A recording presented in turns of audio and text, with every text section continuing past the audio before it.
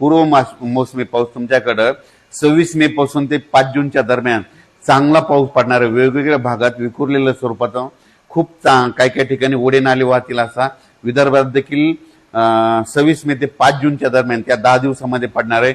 सगळीकडे ती एकदा येणार नाही म्हणून हे देखील विदर्भातल्या शेतकऱ्यांनी अंदाज लक्षात घ्यायचा।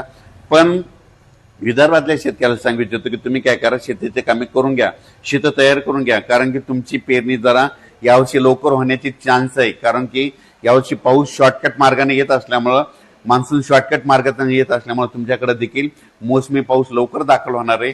म्हणून शेतीची कामे विदर्भातल्या 6, 5, 11 जिल्ह्यांमध्ये वर्धा, नागपूर, भंडारा, गोंदिया, चंद्रपूर, यवतमाळ, वाशिम, हिंगोली, त्याच्यानंतर बुलढाणा, अकोला, अमरावती, इकडे नांदेड जिल्हा, यवतमाळ जिल्ह्यातल्या शेतकऱ्यांनी शेतीचे कामं करून घ्या। कारण की पूर्व मोसमी पाऊस तुम्हाला पडणार आहे, त्याच्या पाठीमागून लगेच मोसमी पाऊस येणार आहे, म्हणून तुमच्यासाठी खूप चांगलं वातावरण राहणार आहे। म्हणून हे देखील लक्षात घ्यायचं। परभणी जिल्ह्यातल्या शेतकऱ्यांनी देखील शेतीची कामे करून घ्यायची, कारण की परभणी जिल्ह्यात देखील काय होणार आहे, म्हणजे मराठवाड्यात देखील काय होणार, मराठवाड्यात देखील तुम्हाला सांगतो, परभणी जिल्हा झालं, लातूर जिल्हा झालं, बीड जिल्हा झालं, धाराशिव जिल्हा झालं, ह्या पट्ट्यामध्ये काय होणार, पूर्व मोसमी पाऊस काय होणार आहे, अगोदर थोडा जास्त पडत असल्यामुळे काही भागामध्ये जास्त पडणार आहे। पण मराठवाड्यातल्या शेतकऱ्यांनी तुम्ही काय करायचं, अचानक कंप्लीट आपल्याला पाऊस येण्यासाठी 12 दिवस शिल्लक राहणार आहे, 5-7 जूनला पाऊस येणार आहे, म्हणून हा अंदाज लक्षात घ्यायचा।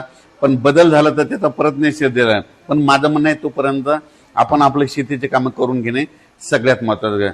उत्तर महाराष्ट्रातल्या शेतकऱ्यासाठी एक आनंदाची बातमी, उत्तर महाराष्ट्रातील काय होणार आहे, म्हणजे 26-27 मेच्या दरम्यान देखील पूर्व मोसमी पाऊस बरसणार आहे, आणि उत्तर महाराष्ट्रात देखील काय होणार आहे, म्हणजे 1 जूनच्या नंतर देखील बऱ्याच ठिकाणी तिकडल्या भागात देखील चांगला मान्सून पूर्व नंदुरबार जिल्हा